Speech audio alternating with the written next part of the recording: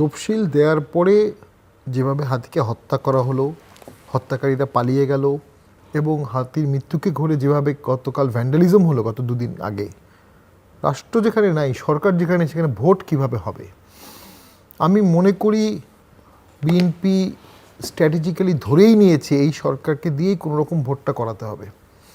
কোনো রকম শব্দটা রাজনীতিতে কিন্তু খুবই কোনো রকম যদি করাতে হয়, প্রশ্নটা মিস্টার ঠাকুরের কাছে আমার থাকবে, তাহলে আর আমরা 14, 18 আর 24 সমালোচনা করব কেন? তো সেই ক্ষেত্রে আমার ব্যক্তিগত অভিমত হচ্ছে ভোট করার মতো লেভেল প্লেইং ফিল্ড, কন্ট্রোল, নিয়ন্ত্রণ, প্রশিক্ষণ, দৃঢ়তা, সদিচ্ছা, সৎ নিয়তই ছিল না এই সরকারের ভোট করার কখনো আসলে।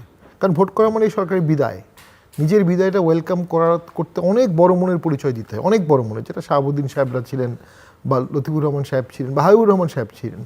আমাদের 3টা সুবর্ণ টাইম। শাহাবুদ্দিন সাহেব কোনো কনস্টিটিউশনাল লেজিটিমেটি ছিল না তখন, 3 মাসের মধ্যে উনি সব কিছু করে ফেলছেন। একটা অন্যায় করেছেন জাতীয় পার্টির সাথে, যে এরশাদ সহ সবাইকে জেলে রেখেছিলেন, কিন্তু ভোট টোট করে সুন্দর পিসফুল ট্রানজিশন করে দিয়েছেন। হাবিবুর রহমান সাহেবের সময় 96 সালে, তখন তো আর্মি কু হলো, আর্মিকে ক্ষমতা দেওয়ার এগেনস্টে আর্মি কু হলো। রাষ্ট্রপতি ছিলেন তখন বিএনপির আব্দুর রহমান বিশ্বাস, উনি কিন্তু শপথ ভঙ্গ করেননি, উনি কিন্তু মেনটেন করে ধারাবাহিকতা রেখে সুন্দর মতো ট্রানজিশন করেছেন। 2001 সালে আওয়ামী লীগ ট্রানজিশন করলো এবং তারপরে ভোট হলো, সেই ভোট নিয়ে আওয়ামী লীগের অনেক অভিযোগ থাকতে পারে, কিন্তু পিসফুল ট্রানজিশন হয়েছে।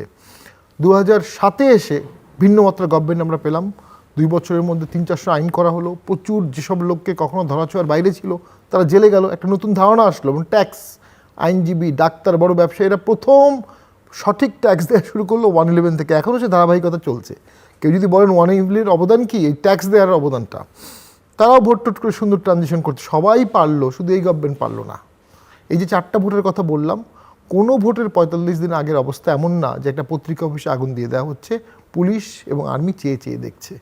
যে ভাষায় পুলিশকে গালি দেওয়া হচ্ছে, যে ভাষায় আর্মিকে গালি দেওয়া হচ্ছে, যখন এই গালি দেওয়া লোকরা নিজেরা বিপদে পড়বে এবং পুলিশকে ডাকবে, তারা একদিন রিগ্রেট করবে আমি কেন আর্মিকে গালি দিয়েছিলাম। কারণ সব কিছুই বাউন্স ব্যাক হয়। আজকে যারা মব করছে তারাও মবের ভিকটিম হবে। এই বাংলাদেশের ইতিহাস এটাই বলে। আওয়ামী লীগের পতনের পরে ওই ইস্যুটা অলমোস্ট ডেড ছিল। আওয়ামী লীগের পতনের পরে Bharat issue dead issue. Awami লীগের পতনের পরে ভারত কি আওয়ামী লীগকে দিয়ে কমান্ডো পাঠিয়েছে, বা আওয়ামী লীগ কি ওখানে প্রবাসী সরকার গঠন করে নতুন করে শপথ নিয়েছে? মানে কেন ভারতের প্রতি রাগ? আওয়ামী লীগ চলে গেছে, ভারতও এটা মেনে নিয়েছে, ওয়েলকাম করেছে। এখন নতুনভাবে দেশ গঠন না করে বিভিন্ন সেগমেন্ট, ইসলামাইজেশনের কিছু সেগমেন্ট, আলট্রা ইসলামাইজেশন হচ্ছে, ইসলামোফোবিয়া শুরু হয়ে গেছে, ইসলামকে নিয়ে আসা হচ্ছে, 71-এর ন্যারেটিভস দেওয়া হচ্ছে। 71 বিরোধী একটা বিশাল অংশ বাংলাদেশকে একটা কনফ্লিক্ট ফ্রন্ট করতে যাচ্ছে। এটা বিষয়ে আমি একটা ভিডিও দেখলাম। পাকিস্তান প্র্যাকটিক্যালি এখন বিপদে পড়েছে। তার নিজের তৈরি আফগানিস্তানে তাকে যুদ্ধ করতে হচ্ছে, আর ঐতিহাসিকভাবে তো ভারতের সাথে যুদ্ধ করতে হচ্ছেই। এখন ভারতকে যদি বাংলাদেশ ফ্রন্টে বিজি রাখা না যায়, তাহলে পাকিস্তান ভারতের সাথে কখনো দাঁড়াতেই পারবে না, কারণ তার স্ট্রেংথ তখন বেড়ে যাবে। এই জন্য আমার কাছে মনে হচ্ছে বাংলাদেশকে অস্থিতিশীল রাখা, গণতান্ত্রিক না করা, পার্লামেন্টারি ডেমোক্রেসি রেস্টোর না করা, কনফ্লিক্ট রাখা, এটার পিছনে বিশাল একটি অন্য কোনো দেশের স্বার্থ জড়িত। এর মধ্যে বিন্দুমাত্র বাংলাদেশের স্বার্থ নাই। যে কথাগুলো, যে আন্দোলনগুলো, যে হইচইগুলো এখন করা হচ্ছে, এটা আওয়ামী লীগের আমলে অ্যাবসলিউট যৌক্তিক। যখন আওয়ামী লীগ নাই, তখন এটার যৌক্তিকতা একটাই, এরা বাংলাদেশকে ধ্বংস করতে চায় অন্য কোনো উদ্দেশ্যে। আমি মনে করি কোনো দেশপ্রেমিক মানুষ মব করতে পারে না, কোনো দেশপ্রেমিক মানুষ পত্রিকায় আগুন দিতে পারে না, কোনো দেশপ্রেমিক মানুষকে পুড়িয়ে মারতে পারে না। দেশকে যদি আপনি ভালোবাসেন, দেশের মানুষ, দেশের সম্পদকে ভালোবাসবেন। সরকার দুঃখ প্রকাশ করেছে, আমি তো মনে করি প্রথম আলো এবং ডেইলি স্টারের সকলের বেতন 1 বছর সরকারের দেওয়া উচিত। প্রথম আলো কীভাবে চলবে, বাট আমি সেলুট করি প্রথম আলো এবং ডেইলি স্টার একদিনের মাথায় ঘুরে দাঁড়িয়েছে। আমি অবাক হয়ে গেলাম। এটা অসাধারণ দৃঢ়তা। যারা এটা চালাচ্ছে, যে সাংবাদিকরা, তাদেরকে সেলুট। আজকে আমরা বিভিন্ন টক শোতে গিয়ে দেখি অনেকেই টিভি চ্যানেলে এসে বলে অমুককে ডাকছেন কেন, এটা সেটা। টিভি চ্যানেলটা তাদের বাবার, তারা করেছে, তারা বাংলাদেশের সবচেয়ে বড় সাংবাদিক। তো একটা টিভি চ্যানেল করা, একটা পত্রিকা করা, এটাকে টেকসই করা বিশাল দক্ষতার বিষয়। সরকারের উচিত 1 বছর প্রথম আলো এবং ডেইলি স্টারকে ফুল ফান্ড দেয়া এবং তাদের বিল্ডিংটা রিফারবিশ করে দেওয়া এখনই দরকার, লামসাম। তো সেক্ষেত্রেও আমরা কিন্তু সরকারের উদ্যোগ দেখছি না। অর্থাৎ যারা জুলাই আন্দোলনে ছিল, তাদের মধ্যে এখন 2টো ভাগ হয়ে গেল। একটা ভাগ প্রগতিশীল, দেশকে ভালোবাসে, দেশের গণতন্ত্র চাচ্ছে, স্ট্যাবিলিটি চাচ্ছে। আরেকটা ভাগ স্ট্যাবিলিটি চাচ্ছে না। যে অংশটা স্ট্যাবিলিটি চাচ্ছে না তারা বাকি অংশকে আস্তে আস্তে আস্তে আস্তে আস্তে কুরে খাচ্ছে। এই মুহূর্তে আওয়ামী লীগের থেকে ওই প্রগতিশীল অংশটা, জুলাইয়ে অংশগ্রহণকারী অংশটা বেশি বিপদে আছে। তার মধ্যে বিএনপিও বিপদে আছে, বিএনপির একাংশও বিপদে আছে।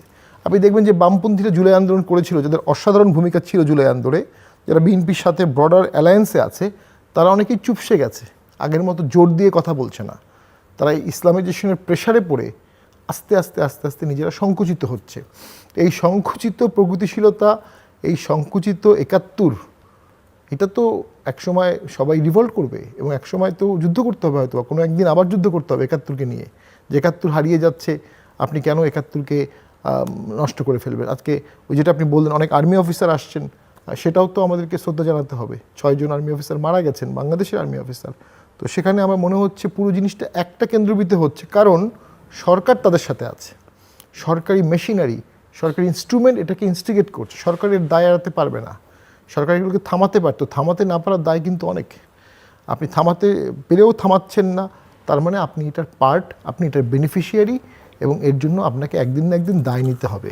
ইতিহাস কাউকে ছেড়ে কথা বলবে না, কখনো বলেনি। তো আমরা মনে করি ডেফিনেটলি সরকার এখন ডায়ালগ করা উচিত সকলের সাথে।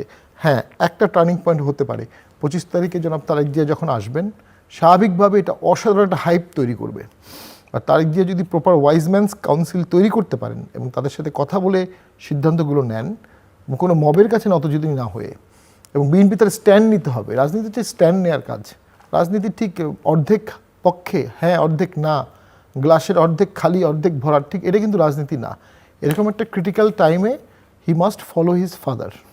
তার বাবা কিন্তু স্ট্যান্ড নিয়ে নিয়েছিলেন খুব দ্রুত। হ্যাঁ, তোমরা বুকে গুলি খাবা, পিঠে গুলি খাবা না। এবং উনি টেক ওভার করেছিলেন, যে করে হোক দেশ শান্ত করেছিলেন, কুগুলো দমন করেছিলেন এবং কঠোর হয়েছিলেন। যেখানে কঠোর হতে হয়েছে কঠোর হয়েছে। জিয়াউর রহমান কঠোর হয়েছিলেন শেষের ভাগে গিয়ে, যখন তার উপর 22টা অ্যাসাসিনেশন অ্যাটেম্প্ট হলো, সেই সময় গিয়ে উনি খুব কঠোর হয়ে গেলেন এবং সেগুলো নিয়ে অনেক কোশ্চেনও আছে। কিন্তু উনি কিন্তু দেশটাকে চালিয়েছিলেন এবং খুব মর্যাদাপূর্ণভাবে। জিয়া এবং এরশাদের সময় কোনো বর্ডার ইস্যু হয়নি। আজকে যারা ইন্ডিয়ান হাইকমিশনে অ্যাটাক করতে চায়, আমাদের বর্ডারে তো কোনো সমস্যা নাই, তাহলে আমরা কেন এখন একটা শত্রু রাষ্ট্রের সাথে বানাবো ইন্ডিয়াকে বা পাকিস্তানকে? আমাদের তো কোনো শত্রু দরকার নেই, আমাদের এখন বন্ধু দরকার।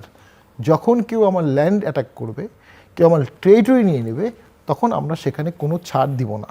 এর বাইরে বাকিগুলো তো ডিপ্লোমেসির বিষয়, আলোচনার বিষয়, সব কিছু আলোচনা করে ঠিক করতে হবে। তো সেখানে কিন্তু জিয়াউর রহমান এসে কিন্তু শান্তিরক্ষী বাহিনী এবং উলফা এখানে ভারসাম্য করেছিলেন, ওটা এরশাদ স্যার মেনটেন করেছিলেন। কই তখন তো ভারতের সাথে কোনো সমস্যা হওয়ার কোনো স্কোপই ছিল না।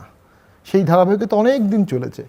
এখন ভারত বিরোধিতাকে উস্কে দিয়ে এখানেও বিএনপি একটি বিপদে পড়েছে। তারা এই উস্কানিতে পাও দিতে পারছে না, আবার এটাকে ঠেকাতেও পারছে না। বাট বিএনপিকে আমার মতে খুব দ্রুত সময়ের ভিতরে সিদ্ধান্ত নিতে হবে।